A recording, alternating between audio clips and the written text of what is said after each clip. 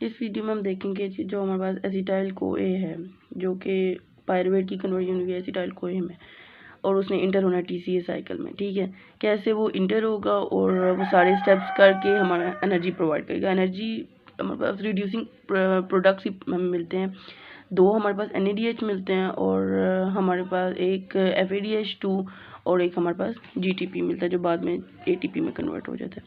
ठीक है, अब इस स्टेप में फर्स्ट ऑफ ऑल हमने कहा कि हमारे पास एसिटाइल कोए आया। ठीक है, एसिटाइल कोए जो कि हमारे पास पायरुवेट से कन्वर्जन हुई है जिसकी। ठीक है, एसिटाइल कोए आया और हमारे पास एक प्रिकर्सर था ऑक्सैलो एसीटेट। ठीक है, ये दोनों मिलेंगे और हमारे पास बन जाएगा सिट्रेट। ये फर्स्ट प्रोडक्ट होता है इस रिएक्शन का। इसमें ये जो कोए था ना, पहले सबसे पहले तो ये क्या हुआ कि ये निकल गया, और दूसरा ये कि वाटर की एडिशन हुई। ठीक है, और यहाँ पे जो एंजाइम रिक्वायर्ड था वो था सिट्रेट सिंथेस। ठीक है, अब सिट्रेट जो होगा ना वो आइसोमराइज होगा एक फॉर्म है जिसका नाम है जी आइसोसिट्रेट, और इसके लिए जो एंजाइम चाहिए होता है वो होता है एकोनाइटेज। ठीक है, ये सारे ठीक है, ये हो गया आइसोसिट्रेट। आइसोसिट्रेट कन्वर्ट होगा जी अल्फा कीटोग्लूटारेट में। जब ये अल्फा कीटोग्लूटारेट में कन्वर्ट होता है तो इसकी जो एंजाइम रिक्वायर्ड होता है वो आता है आइसोसिट्रेट डीहाइड्रोजिनेज। डीहाइड्रोजिनेज है तो वो क्या करेगा, एक सबसे पहले तो उसने काम करना है कि NAD पॉजिटिव को कन्वर्ट करेगा NADH में। ठीक है, और दूसरा काम क्या करेगा कि उसमें से एक कार्बन डाइऑक्साइड रिमूव हो जाएगा। हमने जब एसिटाइल को हमें पता है 2 कार्बन कंपाउंड होता है ना, और इस पूरी साइकिल में 2 कार्बन डाइऑक्साइड मॉलिक्यूल निकलते हैं। जब 2 निकल जाते हैं और 2 इंटर होते हैं तो मतलब पूरे जो इंटरमीडिएट्स हैं वो मेंटेन रहते हैं। ठीक है, और जितना हमारे पास पीछे से एनर्जी आती है, सॉरी जितने पीछे से प्रोडक्ट्स आते हैं, जितनी चीज़ें आती हैं वो एनर्जी एट द एंड उसमें से बस एनर्जी निकलनी होती है, और ये क्लोज प्रोसेस है। ठीक है, अब अल्फा कीटोग्लूटारेट जो होगा उसने कन्वर्ट होना है सक्सिनाइल कोए में। ठीक है, और इसके जो एंजाइम रिक्वायर्ड होता है वो होता है अल्फा, यहाँ लिख देती हूँ, कीटोग्लूटारेट डीहाइड्रोजिनेज। ठीक है, अब ये भी डीहाइड्रोजिनेज है और ये क्या करेगा कि NAD पॉजिटिव को कन्वर्ट कर देगा NADH में। ठीक है, और एक और क्या काम करता है कि ये भी एक कार्बन डाइऑक्साइड की मॉलिक्यूल को रिमूव करा देता है। मतलब जितना भी एसिटाइल को 2 कार्बन आए थे वो दोनों कार्बन एक पिछले स्टेप में और एक स्टेप में निकल गए।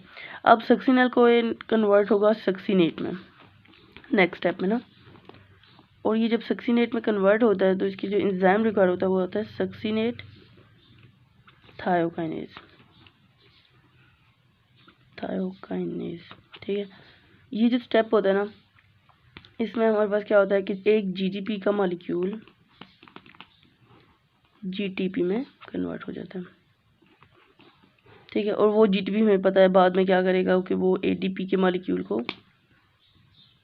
कन्वर्ट कर देगा ATP में। ठीक है, ये इसने काम किया, ये भी हो गया।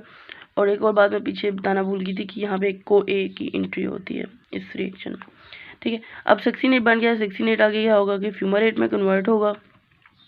जब ये कन्वर्ट होता है फ्यूमारेट में तो इसके लिए एक एंजाइम रिक्वायर्ड होता है जिसको हम कहते हैं सक्सिनेट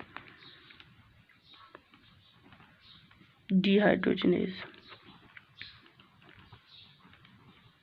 इस स्टेप में क्या होता है कि सक्सिनेट के पास इतना रिड्यूसिंग पावर नहीं है कि वो NAD पॉजिटिव को रिड्यूस कर सके, तो क्या करती है, कहती है चलो ठीक है FAD को ही कर देती हूँ, FAD पॉजिटिव को कन्वर्ट कर देती है FADH2 में। ठीक है, अब फ्यूमारेट कन्वर्ट होगा नेक्स्ट स्टेप में हमारे पास मैलेट के बाद। जब ये कन्वर्ट होता है ना मैलेट में, इसमें हमारे पास एंट्री होती है वाटर की।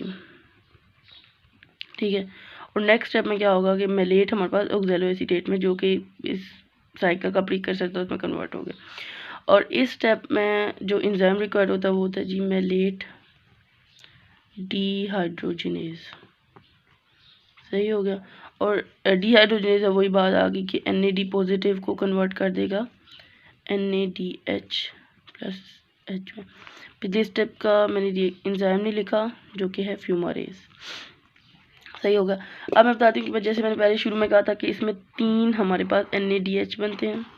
एक ये हो गया, एक हमारे पास ये 2 और तीसरा ये लास्ट स्टेप में। ठीक है, 3 NADH बन गए, इसको छोड़ो। 3 NADH बन के एक मैंने कहा कि FADH2 बनता है। ठीक है,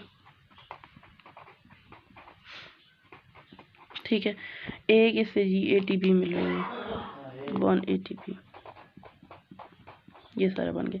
अगर मैं निकालूँ ना इसकी मतलब हमें इससे कितनी एनर्जी निकल रही है, कितनी एनर्जी मिल रही है इस पूरी साइकिल से, TCA साइकिल से, तो वो मुझे पता है। जैसे कि एक NADH जो मॉलिक्यूल होता है, ठीक है, वो हमें 3 ATP देता है बाद में जब उसकी ऑक्सीडेटिव फॉस्फोराइलेशन हम करते हैं।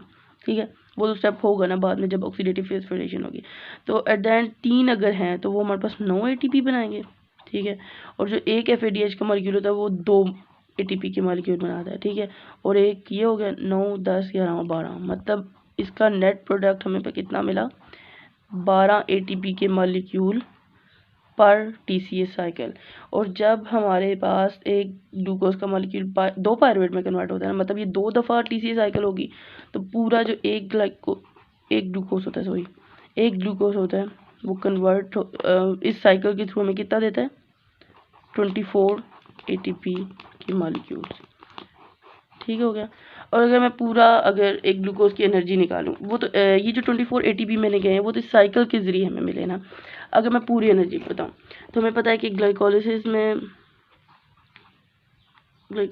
में तो हमें पास 8 ATP आए थे। अब ये 8 ATP कहाँ से आए थे, हमें पता है कि 2 NADH के मॉलिक्यूल मिले थे। ठीक है, 2 NADH के मॉलिक्यूल मिले थे, और उसे हमें पर मॉलिक्यूल अगर 3 ATP है तो दोनों के लिए 6 हो जाएंगे, 6 ATP, और 2 हमें ATP मिले थे। ठीक है, और ये पूरे हो गए 8। और जो हमारे पास एक लिंक रिएक्शन था जिसमें पायरुवेट हमारे पास कन्वर्ट हो रहा था एसिटाइल CoA में, उससे हमें 2 NADH मिले थे। ठीक है, 2 NADH मिले थे मतलब क्या, 6 ATP मिले थे। 6 ATP वो हो गए, और ये जो हमारे पास TCA है ये हमने अभी देखा कि ये 24 ATP देता है। तो टोटल हमारे पास कितनी एनर्जी हमें मिल गई, 38 ATP।